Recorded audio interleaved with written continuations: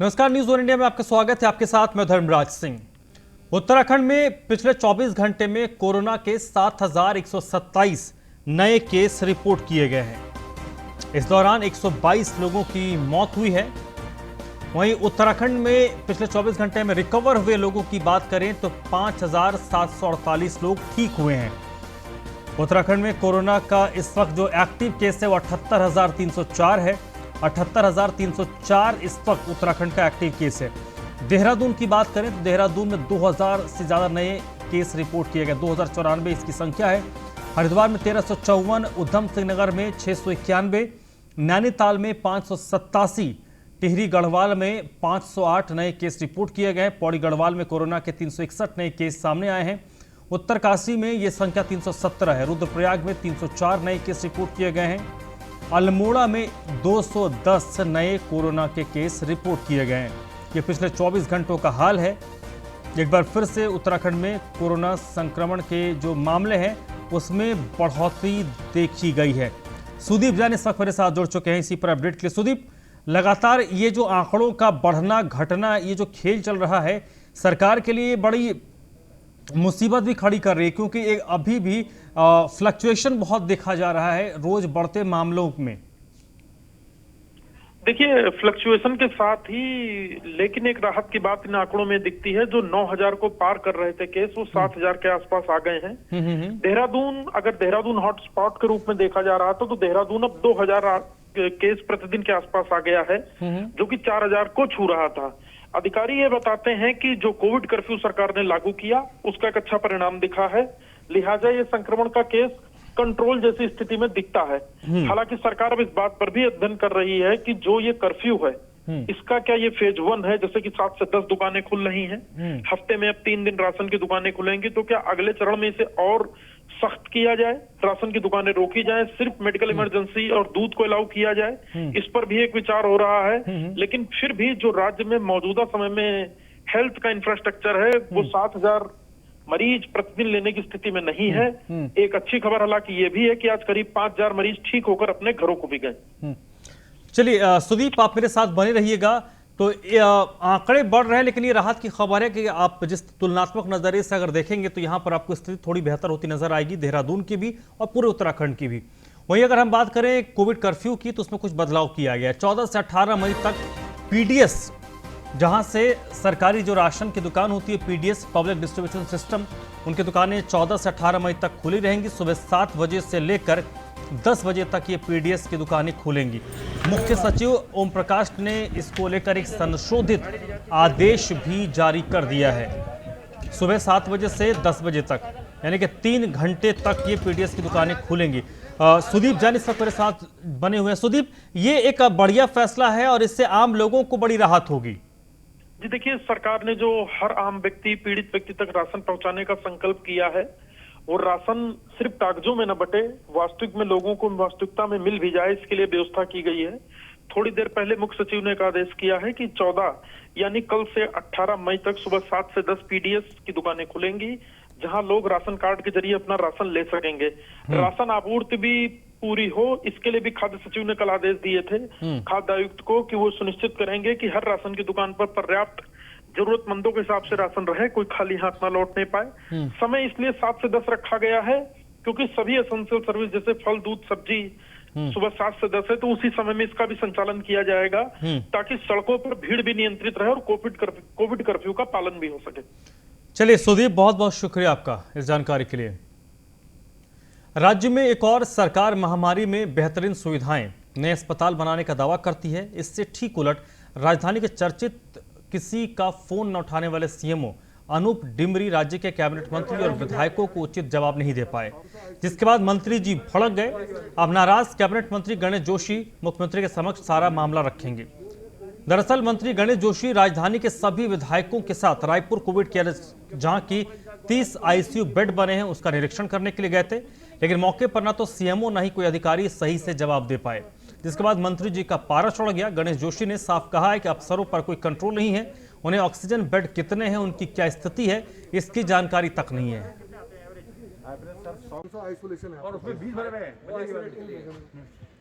Isolation नहीं जो ये कोविड सेंटर हैंडल कर रहा है, जो मुझे पूरी जानकारी, पूरा सिस्टम कौन जानता है? कौन पूरा इंचार्ज कौन है? अभी तो है सीएम होगा। नहीं तो कुछ भी नहीं कहा हमारे वाले बेड 170 नहीं है सर, 138 है फंक्शन। 138 क्यों 170 बहुत भी हो सकता अब तो थोड़ा सा बेड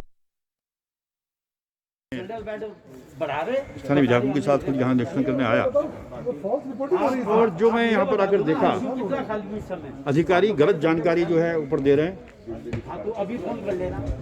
और सरकारी धन का सीधा सीधा मैं कहूँगा दुरुपयोग यहाँ पर हो रहा है। मुझे भी समझाओ, मैं छोड़ूं। जिस चीज़ की आवश्यकता नहीं है वो काम किया जा रहा है।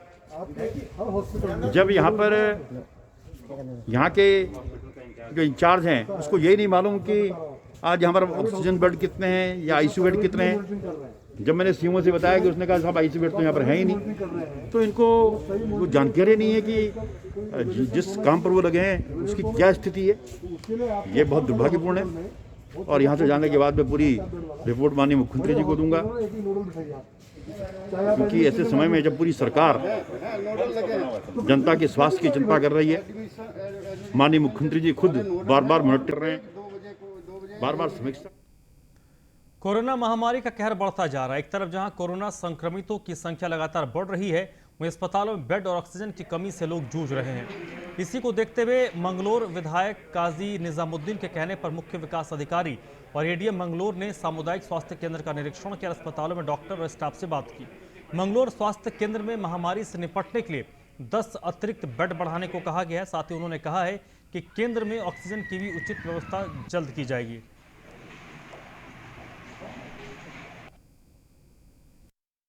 द्वारा विधायक निधि हमको दी गई, तो उस विधायक निधि का सही उपयोग हो सके और उस विधायक निधि को ऐसे इस्तेमाल किया जा सके जिससे अस्पताल की हालत और बेहतर हो, अस्पताल की कैपेसिटी बढ़ सके। जो अब तक के यहाँ पर बेड्स हैं वो 10 बेड्स हैं और अब आज हम सीडीओ साहब हमारे खुशकिस्मत ये है कि खुद डॉक्टर भी हैं, एम्स से हैं, रेडियोलॉजिस्ट हैं, तो इन्होंने पूरा देखा और हमने दोनों ने मिलकर यहाँ पर 10 बेड और बढ़ाने की बात की और उन पर मॉनिटर्स लगेंगे, ऑक्सीजन पाइपलाइंस लगेंगी और पैथोलॉजिकल लैब जो है उसमें टेस्ट की फैसिलिटी बढ़ेगी। रेडियोलॉजी की जो मशीन आई हुई है ये चालू होगी, एम्बुलेंस है इसको फिट फाइन कर इसको चलाया जाएगा। हमने निरीक्षण लेके माननीय विधायक जी चाह रहे थे आज कि यहाँ पे जो हमारा सीएससी है इसको हम और कैसे सुदृढ़ कर सकते हैं कोविड के मद्देनजर भी और फ्यूचर में भी हम यहाँ देखने के लिए कि यहाँ पे क्या क्या चीज़ें हम करें जिससे आगे यहाँ के क्षेत्र के मरीजों को उससे लाभ मिल सके। तो उस समय में माननीय विधायक जी का भी था कि यहाँ पे अगर साथ में एक बार देख लिया जाएगा चीज़ें तो हम उसको डिसाइड भी कर सकते हैं कि क्या क्या चीज़ें हम माननीय विधायक निधि से भी हम यहाँ पे डाल सकते हैं। तो उस संबंध में अभी डिसीजन ये हुआ है कि हम कुछ 10 बेड्स बढ़ाने वाले हैं, उसमें मल्टीपैरा मॉनिटर्स हम लाएंगे। जो हमारा मेल वार्ड है उसको हम लोग कोशिश कर रहे हैं कि उसको इमरजेंसी फैसिलिटी जैसा भी डेवलप करेंगे। हमने निरीक्षण। उत्तराखंड की एसडीआरएफ कोरोना काल में मानवता का मिसाल पेश कर रही है। हल्द्वानी क्षेत्र में ऐसे कोविड संक्रमित मृत व्यक्तियों के शव जिनके परिजन ने उन्हें दाह संस्कार में असमर्थता जताई, उन्हें भी एसडीआरएफ उनके धर्म के रीति रिवाज के हिसाब से दाह संस्कार कर रही है। अब तक हल्द्वानी में 14 शव और कुमाऊं मंडल में 21 शवों के अंतिम संस्कार एसडीएफ द्वारा किया गया है। महामारी में भी राज्य की ये फोर्स लोगों की मदद के साथ मानवीय कार्य कर रही है।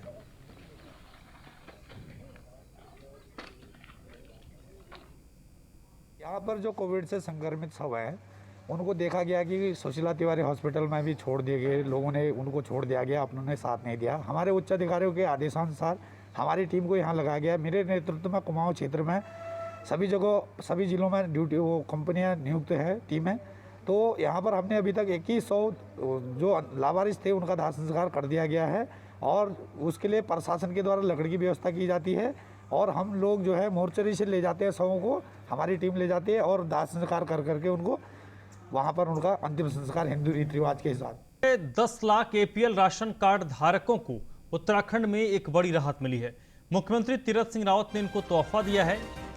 अगले 3 महीने तक एपीएल राशन कार्ड धारकों को 20 किलो राशन मिलेगा। अभी तक एपीएल कार्ड धारकों को सिर्फ 7.5 किलो का राशन मिलता था, जिसे बढ़ाकर 20 किलो कर दिया गया है और 18 मई से एपीएल धारकों को राशन मिलना शुरू हो जाएगा, जिसमें 10 किलो गेहूं और 10 किलो चावल मिलेगा। सरकार पर इसके बाद अतिरिक्त तौर पर 37 करोड़ रुपए का भार पड़ेगा। मुख्यमंत्री दाल पोषित योजना भी इस दौरान जारी रहेगी।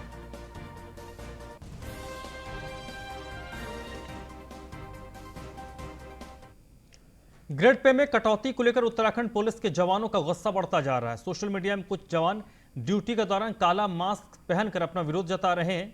कारण सरकार ने एक झटके में पुलिसकर्मियों की ग्रेड पे में 1800 रुपए तक की भारी कटौती कर दी है। नाराज पुलिस वाले अब कह रहे हैं कि सरकार हमें हमारा हक दो। ग्रेड पे में कटौती को लेकर भूचाल, उत्तराखंड पुलिस में उबाल, काला मास्क पहनकर पूछे सवाल, वेतन कटौती से जीना हो जाएगा मुहाल। उत्तराखंड पुलिस के जवानों का ग्रेड पे में हुई कटौती के बाद अब सब्र का बांध टूटने लगा है। कुछ सिपाहियों के काला मास्क पहनकर सोशल मीडिया पर फोटो वायरल हो रहे हैं। इसे राज्य सरकार के खिलाफ शांतिपूर्वक विरोध के तौर पर देखा जा रहा है। हर पुलिस के आला अधिकारी विरोध की बात से इनकार कर रहे हैं। अब आपको बताते हैं कि ग्रेड पे का पूरा विवाद है क्या। दरअसल पहले कांस्टेबल को 20 साल की सेवा पर 4600 रुपए का ग्रेड पे मिलता था, लेकिन उत्तराखंड सरकार ने नया आदेश जारी कर कहा कि अब 20 साल की सेवा पर 2800 रुपए का ही ग्रेड पे मिलेगा। सरकार ने एक झटके में सीधे सीधे जवानों के ग्रेड पे में 1800 रुपए तक की भारी कटौती कर दी, जिससे पुलिस वाले नाराज हैं। उत्तराखंड सरकार के नियम के मुताबिक कांस्टेबल की 10 साल में हेड कांस्टेबल रैंक का ग्रेड पे मिलता है और 20 साल में सब इंस्पेक्टर का ग्रेड पे मिलता है, जबकि 30 साल की सेवा पूरी करने पर इंस्पेक्टर रैंक का ग्रेड पे दिया जाता है और प्रमोशन नहीं मिलने की स्थिति में 3 पदों का ग्रेड पे मिलता है। लेकिन अब प्रमोशन नहीं होने की स्थिति में ग्रेड पे में भारी कटौती होगी। वहीं पूरे विवाद पर पुलिस महानिदेशक अशोक कुमार का कहना है कि ग्रेड पे पर अभी तक किसी भी फाइल का निर्णय नहीं हुआ है। शासन स्तर पर बातचीत जारी है। देखिए, उनका इशू काफ़ी जेन्युइन है और हमने राज्य सरकार से अनुरोध किया है कि इनके इशू को सेटल किया जाए। उस हेतु माननीय मुख्यमंत्री जी द्वारा एक उसकी कमेटी का गठन किया गया है जो इनकी इस समस्या को गहनता से जाएगी। अभी हमारे प्रयास जारी हैं। मुझे उम्मीद है कुछ न कुछ पॉजिटिव निकल के आना चाहिए। हम लोग प्रयास कर रहे हैं शासन में। पुलिस कर्मियों में पनप रहे गुस्से की आग को ठंडा करने के लिए मुख्यमंत्री तीरथ सिंह रावत ने अप्रैल महीने में अपर मुख्य सचिव की अध्यक्षता में एक कमेटी बना दी है, जो इस मसले पर सकारात्मक निर्णय लेगी। वहीं पुलिस के कुछ अफसर भी मानते हैं कि ग्रेड पे को लेकर कांस्टेबल और हेड कांस्टेबल के साथ ज्यादती हो रही है, लेकिन सरकार के डर से वो कुछ भी खुलकर बोलने को तैयार नहीं है। उत्तराखंड में पुलिस जवानों के आंदोलन का ये दूसरा दौर है। इससे पहले जवानों ने विरोध दर्ज कराते हुए कई साल पहले काली फीती बांधते हुए विरोध दर्ज कराया था। आज कई सालों बाद काली फीती को काले मास्क की शक्ल देते हुए विरोध दर्ज कराना शुरू कर दिया है और जवान कह रहे हैं, हमारा हक दे दो सरकार। Sudeep Jain, bureau report, news 1 India. Pauri जनपद में कोरोना के लगातार बढ़ रहे मामलों को देखते हुए अब जिलाधिकारी पौड़ी की ओर से ग्राम पंचायत स्तर पर कोरोना किट उपलब्ध कराने की शुरुआत कर दी गई है। पौड़ी के खंड विकास कार्यालय से इसकी शुरुआत करते डीएम पौड़ी ने कुछ ग्राम प्रधानों को किट देकर इसका शुभारंभ किया। जिलाधिकारी पौड़ी डॉक्टर विजय कुमार जोगदंडे के मुताबिक जनपद के 1174 ग्राम पंचायतों के लिए कोरोना मेडिकल किट भेजने की शुरुआत की गई। पहले दिन 25,000 किट बनकर तैयार हो गई और 1 लाख किट जल्द ही मिल जाएगी, जो समस्त विकास खंडों के लिए भेजी जा रही है। मेडिकल किट की जिम्मेदारी ग्राम प्रधान और आशा की होगी, जो गांव में होम आइसोलेशन में रहने वाले लोगों को ये दवाइयां देंगी। इसके साथ यदि किसी को कोरोना के लक्षण नजर आते हैं तो उसकी रिपोर्ट आती है, तब तक इन दवाइयों को दिया जाएगा ताकि जल्द ही उनका स्वास्थ्य बेहतर हो। समस्त ग्राम पंचायत जितने भी हमारे पौड़ी जनपद में हैं 1174, इन 1174 ग्राम पंचायतों में हम लोग मेडिकल किट्स उपलब्ध करा रहे हैं। सभी आशा कार्यकर्ती और आंगनवाड़ी कार्यकर्तियों के पास में किट उपलब्ध रहेगा। ग्राम पंचायत प्रधान अपने स्तर पर जो भी व्यक्ति संक्रमित है अथवा लक्षण जिसमें आ रहे हैं, लक्षणग्रस्त है, ऐसे व्यक्तियों को टेस्ट हुआ है अथवा नहीं हुआ है, दोनों परिस्थितियों में उनको ये दवाइयों का किट उपलब्ध करा सकते हैं। इससे 2 फायदा होगा। ग्रामीणों को जो है अपने ग्राम पंचायत स्तर पर दवाइयों का उपलब्धता सुनिश्चित हो जाएगी। साथ में जो डिले हो जाता है, समय लगता है इलाज शुरू करने में, और जिसके बाद तबीयत बिगड़ने का संभावना अधिक हो जाता है, तो उससे भी बचाव रहेगा। नरेंद्र नगर ऋषिकेश बद्रीनाथ हाईवे पर एक बड़ा हादसा हुआ है। यहाँ पर एक चलती हुई बोलेरो पहाड़ी से एक बोल्डर उस पर गिरा, जिसमें चालक की मौत हो गई है। बताया जा रहा है कि भारी बारिश के बाद कार पर ये एक बोल्डर गिर गया। श्रीनगर से ऋषिकेश ये कार जा रही थी, उस दौरान ये हादसा हुआ है। कार में 2 लोग सवार थे। रविंद्र जोशी जो चौकी प्रभारी हैं, उन्होंने इसकी जानकारी दी है कि घटना के तत्काल बाद मौके पर पुलिस की टीम पहुंची, रेस्क्यू किया गया। चलती हुई गाड़ी पर ये एक बड़ा सा बोल्डर गिरा, क्योंकि पहाड़ों पर बारिश हो रही है और इस घटना में जो चालक है उसकी मौत हो गई है। आज 82 से आगे नौघर कोडियाला के पास एक बोलेरो वाहन जो श्रीनगर से ऋषिकेश की तरफ जा रहा था, उक्त वाहन लैंडस्लाइडिंग होने से एक बड़ा बोल्डर आ गिरा, जिससे 2 लोग दब गए। दोनों लोगों को स्थानीय लोगों की सहायता से मशीन को मंगाकर सुरक्षित निकाला गया और CHC ऋषिकेश भेजा गया। उक्त स्थान पर इससे पूर्व भी एक JCB व पोकलैंड। हरिद्वार के ज्वालापुर में मुस्लिम समुदाय के लोगों ने जिला प्रशासन से मांग की है, जिस प्रकार महाकुंभ मेला प्रशासन ने सोशल डिस्टेंसिंग के साथ संपन्न करवाया, उसी तरीके से आने वाली ईद की नमाज को ईदगाह ज्वालापुर में अदा करवाने के लिए प्रशासन व्यवस्था करवाए।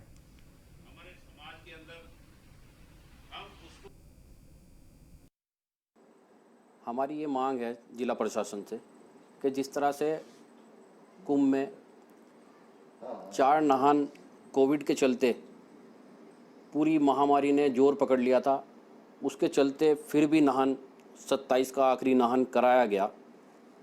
हमारा निवेदन जिला प्रशासन से यही है कि ईदगाह में भी नमाज पढ़ने का मौका दिया जाए मुसलमानों को। कुमाऊं मंडल में बारिश से काफी नुकसान हुआ है। भवाली अल्मोड़ा हाईवे कैंची धाम के पास सड़क बंद हो गई है। कैंची धाम के पास पहाड़ी से बड़ी मात्रा में मलबा आकर गिर गया है। अल्मोड़ा भवाली राजमार्ग पूरी रात बंद रहा। कैंची धाम में भी मलबा घुस गया। शिप्रा नदी इस वक्त पूरे उफान में है, क्योंकि लगातार बारिश हो रही है। जलजीवी मुनस्यारी सड़क व्यालधार भी इस वक्त बंद है। इस बुलेटिन में फिलहाल इतना ही।